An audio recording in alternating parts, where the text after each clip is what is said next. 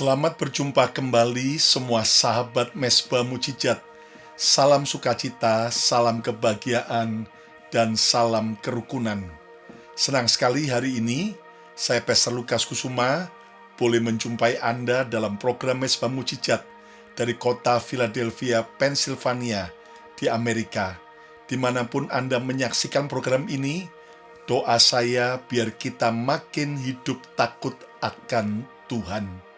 Jika Anda diberkati oleh program Mesbah Mujizat ini, jangan lupa silakan share kepada teman-teman Anda, juga komen yang baik, serta pencet like-nya, jempolnya, sekarang juga, dan subscribe YouTube channel Bethany Miracle Center. Hari ini saya mau menyampaikan sebuah renungan dengan tema Serigala Berjubah Suci. Cermin tentang birahi seks dari kasus pencabulan di Pati, Jawa Tengah.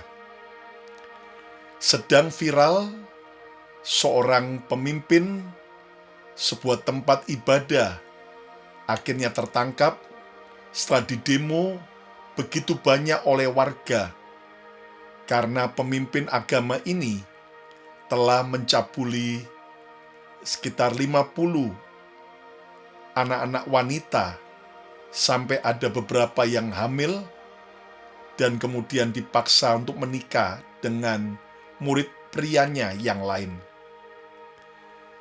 Inilah ngerinya ketika predator bersembunyi di balik agama. Tuhan Yesus sudah mengingatkan dalam Matius 7 ayat 15. Waspadalah terhadap nabi-nabi palsu yang datang kepadamu dengan menyamar seperti domba, tetapi yang sesungguhnya mereka adalah serigala yang buas. Sudah diingatkan akan ada serigala yang buas, tapi memakai kedok berjubah suci, berjubah agama, menyamar seperti domba, padahal serigala yang buas. Ada luka yang lebih dalam daripada luka fisik, yaitu ketika seseorang datang membawa nama Tuhan, tetapi justru menghancurkan hidup orang lain. Ketika orang yang dipercaya sebagai pemimpin rohani ternyata justru menjadi pemangsa rohani. Kasus pelecehan seksual yang terjadi di Pati, Jawa Tengah, mengagetkan dan membuka mata banyak orang bahwa predator seks tidak selalu datang dari lorong yang gelap. Kadang ia datang dari ruang ibadah, kadang memakai bahasa rohani atau bahasa agama, kadang dikagumi, kadang dipanggil guru, ustadz, pendeta, romo, bapak rohani, pemimpin atau hamba Tuhan. Dan inilah yang paling mengerikan. Serigala terbaik adalah yang berhasil terlihat seperti domba. Saya sebelum melanjutkan, saya mau disclaimer lebih dulu bahwa tujuan podcast ini tidak menghakimi agama manapun, tetapi justru menjadi cermin buat kita agar ini tidak terulang kembali, baik sebagai korban maupun sebagai pelaku. Saya akan membagi dalam 2 tahap apa yang kita akan belajar. Tahap yang pertama tentang peringatan bagi setiap kita. Yang pertama, jangan menuhankan pemimpin rohani. Banyak orang tidak sadar mengkultuskan tokoh tertentu, tokoh agama adalah pintu masuk bagi penyalahgunaan kuasa. Ketika seseorang dianggap sangat rohani, selalu benar, tidak boleh dikritik, perkataannya dianggap mutlak dari Tuhan, bahkan ditakuti dan dihormati lebih daripada Tuhan sendiri. Itulah mulai bahaya yang mengerikan. Tokoh rohani sejati selalu membawa orang mendekat kepada Tuhan. Namun predator spiritual justru membuat orang tergantung padanya. Bahaya kalimat ini adalah jangan melawan pemimpin. Kalau melapor berarti melawan Tuhan. Ini rahasia rohani. Kalau buka suara kamu dikutuk. Ini bukan suara Tuhan, tapi ini adalah bahasa manipulasi. Ayat yang mengena adalah seperti yang dikatakan dalam Matius 23 ayat yang keempat. Karena mereka mengikat beban-beban berat lalu meletakkannya di atas bahu orang lain. Tetapi mereka sendiri tidak mau menyentuhnya. Itulah ciri dari pemimpin rohani yang palsu. Mereka mengajarkan hal yang baik, tetapi mereka sendiri tidak menyentuhnya, tidak melakukannya. Yesus paling keras bertindak bukan kepada orang berdosa, tetapi kepada para pemimpin rohani yang munafik, kepada mereka yang berkedok agama tetapi munafik. Peringatan bagi kita yang kedua, korban tidak boleh diam saja. Banyak orang bertanya, kalau memang salah, kenapa korban tidak langsung bicara? Penjelasannya karena predator spiritual bekerja bukan hanya dengan ancaman, tetapi dengan psikologi. Korban bisa diam karena takut tidak dipercaya laporannya, takut dihukum, takut dianggap memalukan keluarga, takut berdosa melawan tokoh agama, takut dikucilkan, trauma, dan bingung. Predator sering memakai kuasa rohani untuk membungkam korban. Ibarat seekor singa, tidak selalu menerkam mangsanya dengan suara keras yang menakutkan.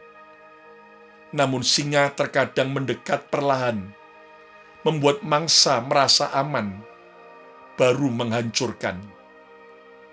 Demikian juga predator spiritual.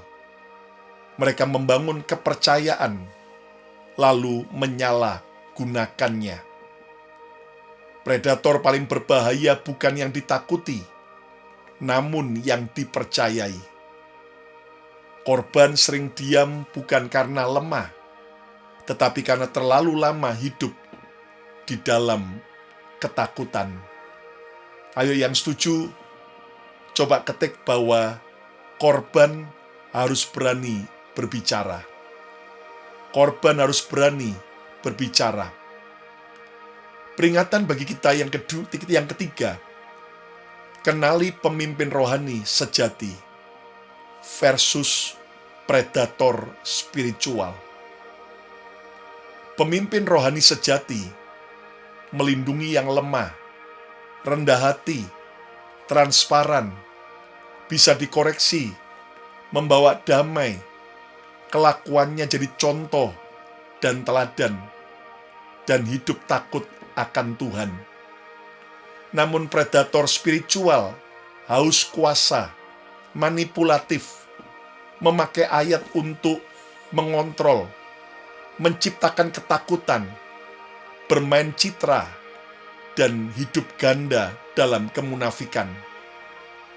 Dan mari kita belajar bahwa Tuhan memanggil para pemimpin rohani menjadi teladan yang baik, bukan justru menjadi serigala yang buas. Peringatan yang keempat bagi setiap kita, jubah suci tidak menjamin hati suci. Saya ulangi lagi, jubah suci tidak menjamin hati suci. Inilah realita yang pahit. Simbol-simbol agama tidak otomatis mencerminkan karakter pemeluk agama tersebut. Seseorang bisa fasih berbicara kitab suci. Seseorang bisa hebat memimpin ibadah, menangis saat berdoa, dikagumi banyak orang, namun diam-diam hidup dalam kehidupan ganda, hidup dalam kegelapan, dan dalam kemunafikan. Tidak semua yang memegang mimbar agama memiliki hati yang suci. Jubah yang suci tidak otomatis menutupi hati yang busuk. Dan penampilan rohani bisa dipalsukan. Namun karakter itu pasti ketahuan aslinya. Dan mari kita belajar berbenah diri agar kita tidak hidup dalam kemunafikan. Dan juga jangan kita mau dimanipulasi. Ayo yang setuju katakan, saya mau hidup takut akan Tuhan. Peringatan bagi kita yang kelima, tugas orang tua jangan hanya mengajari anak taat, namun ajari juga untuk kritis dan berani berbicara. Ajari bukan hanya taat tapi juga kritis dan berani berbicara. Ini sangat penting karena banyak orang tua mengajar anaknya harus hormat kepada guru agama, benar. Tetapi anak juga harus diajarkan bahwa tubuh mereka berharga. Ada batas yang tidak boleh dilanggar. Dan berani berkata tidak kepada yang jahat. Dan berani melapor. Berani berbicara. Dan ingatkan bahwa tidak semua orang dewasa selalu benar. Inilah pendidikan yang penting. Ajarkan anak sentuhan yang aman dan mana sentuhan yang tidak boleh. Ajarkan anak tidak menyimpan rahasia, tetapi berani terbuka kepada orang tua. Dan orang tua selalu akan percaya dan melindungi mereka. Yesus pernah mengatakan dalam Matius 18 ayat 6, barang siapa menyesatkan salah satu dari anak-anak kecil ini, lebih baik baginya jika sebuah batu kilangan diingkatkan pada lehernya. Ternyata Tuhan sangat serius terhadap perlindungan anak, sangat serius. Demikian juga kita harus serius melindungi anak-anak kita. Coba katakan, saya serius melindungi dan menjaga anak-anak. Peringatan bagi kita yang keenam, Tuhan membenci kemunafikan. Agama seharusnya menjadi tempat pemulihan dan bukan tempat manipulasi dan trauma. Ketika nama Tuhan dipakai untuk melukai, itu bukan sekedar dosa moral, tetapi itu adalah pengkhianatan rohani. Ingat bahwa racun paling mematikan bukan yang terasa pahit, tetapi yang terasa manis saat diminum, namun ujung-ujungnya mematikan. Begitu juga dengan para predator spiritual. Mereka sering datang dengan senyum, dengan doa, kata-kata suci, tetapi membawa kehancuran. Aplikasinya, jangan menuhankan pemimpin rohani, tetapi tuhankan Yesus lebih daripada pemimpin rohani. Hormati pemimpin rohani, tapi hanya Tuhan yang harus kita taati, karena Tuhan tak pernah gagal. Ayo coba katakan, saya tidak boleh mendewakan pemimpin rohani. Bangun budaya kritis dan berani bicara. Bukan menjadi orang yang tukang protes, tapi kritis. Jangan membungkam korban demi menjaga citra lembaga, agama, atau nama baik pemimpin kalau memang terbukti itu skandal, terutama dalam soal seks. Maka harus berani berbicara. Orang tua harus hadir. Jangan serahkan pendidikan moral anak sepenuhnya kepada tokoh agama. Namun orang tua juga harus mengajar dan mendidik anaknya. Bedakan iman dengan manipulasi. Tuhan tidak pernah memakai ketakutan untuk memperbudak. Namun Tuhan selalu memberi damai sejahtera. Dan jadilah pemimpin yang melindungi. Kalau diberi pengaruh, kalau diberi kuasa, kalau diberi kepercayaan, gunakan untuk menjaga. Gunakan demi kebaikan dan bukan untuk memangsa. Yang setuju, ayo coba ketik katakan, saya harus menggunakan untuk kebaikan.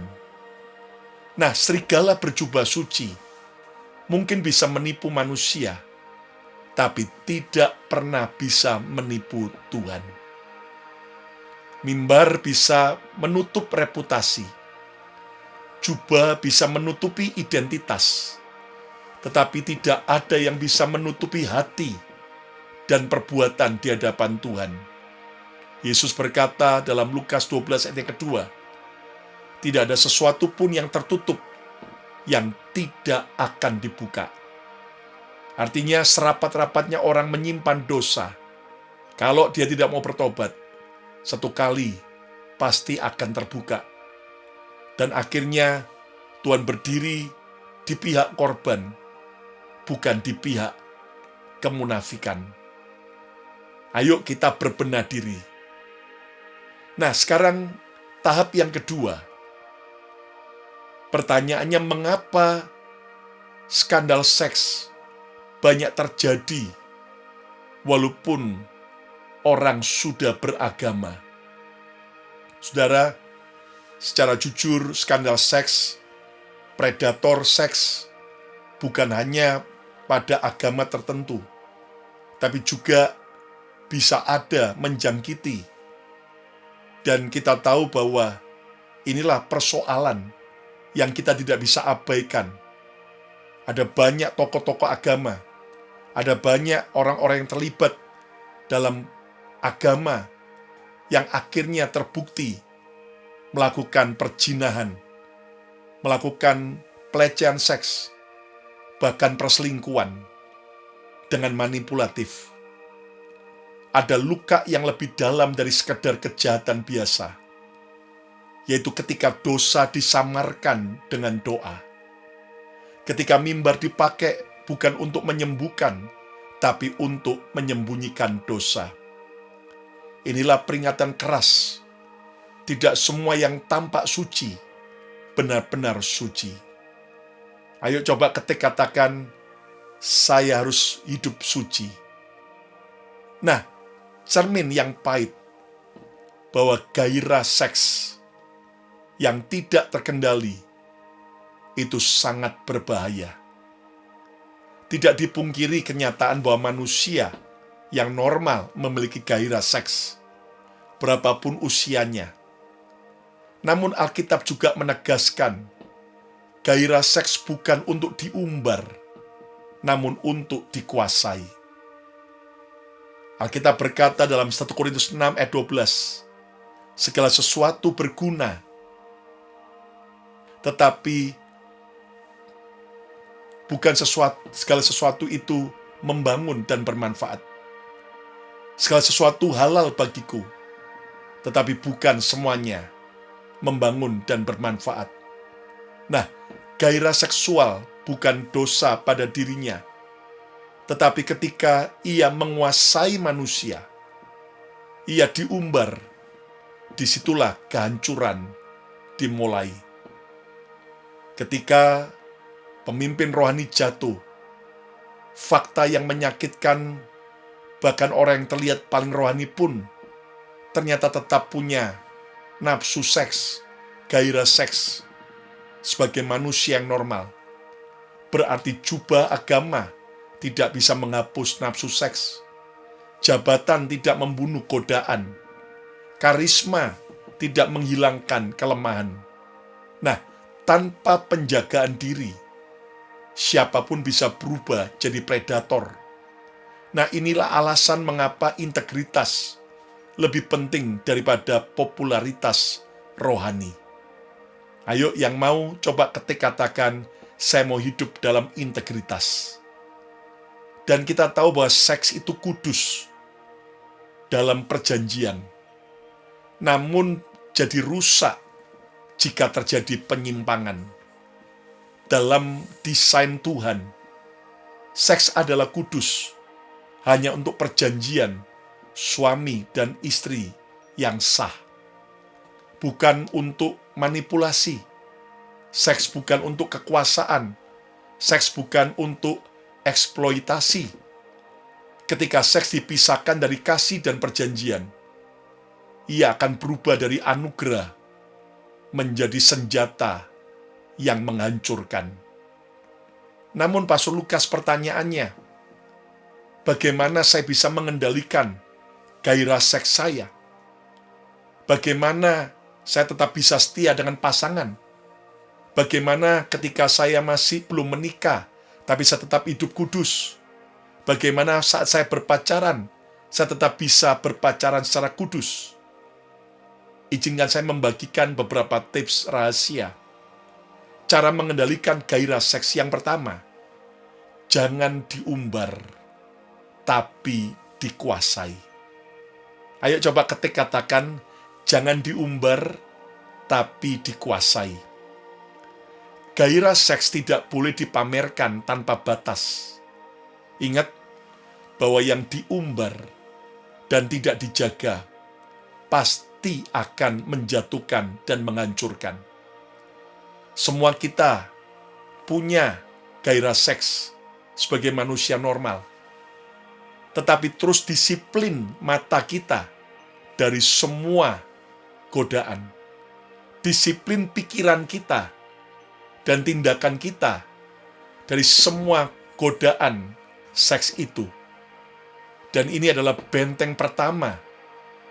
Kita tidak boleh mengumbar birahi kita, tapi kita harus menguasainya.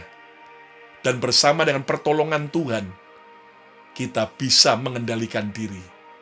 Ayo coba ketik katakan, saya perlu Tuhan untuk mengendalikan seks saya. Yang kedua, supaya kita tidak jatuh dalam perselingkuhan, dalam godaan seks, birahi seks. Yang kedua adalah perkuat ikatan suami istri. Rumah tangga bukan sekedar tempat tinggal, tetapi tempat pemulihan, tempat kesetiaan, tempat seks itu sesuatu berkah bagi suami istri yang sah. Dan rumah tangga adalah tempat pelindungan. Relasi suami istri yang sehat merupakan benteng dari banyak kejatuhan moral. Saya percaya suami istri yang bahagia, yang sehat termasuk soal seks, pasti akan terselamatkan dari godaan next sex. Karena kalau orang sudah kenyang, biar ditawari dengan madu yang manis, ia akan menolak. Kalau suami atau istri sudah puas dalam kehidupan seksnya, dalam pernikahan yang kudus, maka ketika ada godaan dari pihak luar, dia jelas akan menolak. Yang ketiga, jangan hanya menjauhi dosa, namun dekatlah pada Yesus. Nah, ini banyak fokus yang keliru. Banyak orang lebih fokus menjauhi dosa, dan akibatnya dia bisa jatuh bangun. Tapi fokuslah mendekat kepada Yesus. Karena ketika kita mendekat pada Yesus, maka tanpa kita sadari, kita menjauhi dosa. Kekristenan bukan hanya tentang jangan ini, jangan itu. Kekristenan bukan tentang dilarang ini, dilarang itu. Tetapi tentang siapa yang kita dekati setiap hari. Semakin dekat dengan Yesus, semakin lemah kuasa doa. Semakin dekat dengan Yesus, semakin lemah kuasa dosa. Semakin kuat doa kita, semakin dekat kita dengan Tuhan. Dan di saat itulah kita akan kuat dan bisa menang atas setiap godaan dan birahi seks kita. Yang keempat, jangan lengah, tapi terus berjaga-jaga. Ayo coba katakan jangan lengah. Gairah seks, godaan seks bisa terjadi, nggak peduli usia kita berapa, nggak peduli di tempat mana, dan tidak peduli waktunya. Godaan tidak selalu datang seperti badai. Kadang ia datang seperti angin kecil yang nampaknya asik dan tidak berbahaya. Matius 6 ayat 41 berkata, berjaga-jagalah dan berdoalah senantiasa. Sebagai penutup, suci di mana mata manusia belum tentu suci di hadapan Tuhan. Ayo kita tidak mau hanya kelihatan suci di mata manusia, tapi kita harus betul-betul suci di hadapan Tuhan. Ingat, jangan tertipu oleh jubah, gelar, suara khotbah, atau citra rohani. Karena yang paling berbahaya bukan yang terlihat jahat, tapi yang terlihat suci, namun hatinya rusak. Sebagai pesan terakhir, agama tidak boleh menjadi tempat menyembunyikan predator, tetapi harus menjadi tempat membentuk manusia yang benar-benar takut akan Tuhan. Karena Tuhan tidak hanya melihat pelayanan kita, tapi Dia melihat hati dan perbuatan kita. Yang mau hidup kudus, hidup benar, menang atas birahi seks, menang atas godaan, ayo coba katakan, bersama Tuhan, saya pasti menang. Ayo hari ini, kita harus betul-betul waspada dengan manipulasi rohani, tapi kita juga harus mewaspadai nafsu birahi yang ada pada kita, dan itu tidak boleh diumbar, tapi harus diarahkan dengan benar. Yang mau, ayo coba angkat kedua tanganmu. Tuhan, terima kasih buat kebenaran yang kami belajar hari ini. Dan hari ini kalau ada di antara kami yang belum terima Yesus sebagai Tuhan dan Juru Selamat, kami buka hati terima Yesus. Dan Tuhan, mulai hari ini ampuni dosa-dosa kami. Ampuni kemunafikan kami. Tolong kami Tuhan, untuk kami tidak mendewakan pemimpin rohani. Tolong kami untuk kami tetap kritis dan berani berbicara kalau itu sesuatu yang salah. Dan ajar kami untuk terus Tuhan bisa menguasai nafsu seks kami. Biar kami betul-betul hidup sehat dalam soal seks dengan suami istri. Dan kami terus tidak mengumbar pikiran, perasaan, mata kami dengan semua yang jahat. Tapi kami mau hidup takut akan Tuhan, hidup kudus. Berkati setiap kami, tolong kami, supaya kami bisa menang dari setiap godaan dosa sampai akhir hidup kami. Berkati setiap sahabat Mesbah Mujizat yang sakit, Tuhan sembuhkan, yang lemah Tuhan kuatkan, dan biar kami terus berjalan bersama Tuhan. Kalau ada di antara kami yang selama ini jauh dari Yesus, hari ini kami mau mendekat pada Yesus, dan kami sadar waktu kami mendekat pada Yesus, maka kami juga makin jauh dari dosa. Berkati anak-anak-Mu, di dalam nama Tuhan Yesus, semua kita berkata, amin, amin, amin, amin. Ayo coba katakan, saya mau hidup benar dan takut akan Tuhan. Jika Anda diberkati oleh program Mesbah Mujizat ini, jangan lupa subscribe YouTube channel Bethany Miracle Center, dan juga pencet like-nya, jempolnya sekarang juga, komen yang baik, dan saudaraku share kepada teman-teman Anda, supaya makin banyak orang mendapat kebenaran yang sejati. Silakan follow Instagram saya, Lukas Kusuma, Instagram Bethany Miracle Center, dan program Mesbah Mujizat hadir tiap hari Selasa dan Jumat jam 7.30 malam waktu Jakarta, dan tiap hari yang lain jam 7.30 malam waktu Jakarta juga program YouTube channel Bethany Miracle Center hadir. Ada pujian, ada khotbah, dan juga hari Minggu silakan ikuti ibadah secara live dari ibadah onsite Bethany Miracle Center di kota Philadelphia, Pennsylvania, Amerika. Dan saya percaya hari ini, apapun godaan yang kita hadapi, ayo bersama pertolongan Tuhan, serta tekad disiplin kita pasti bisa menang. Dan kita juga jangan sampai dimanipulasi dalam soal orang-orang berkedok agama, seperti domba pada serigala yang buas. Mari kita belajar cerdas, kritis, dan berani bicara jika itu sesuatu yang salah. Saya Pastor Lukas Kusuma mengucapkan berkat Tuhan buat setiap saudara. Apapun tantangan yang kau hadapi, terus maju, cinta Yesus sampai akhir hidupmu. Sampai berjumpa kembali. God bless you all. Sarangi.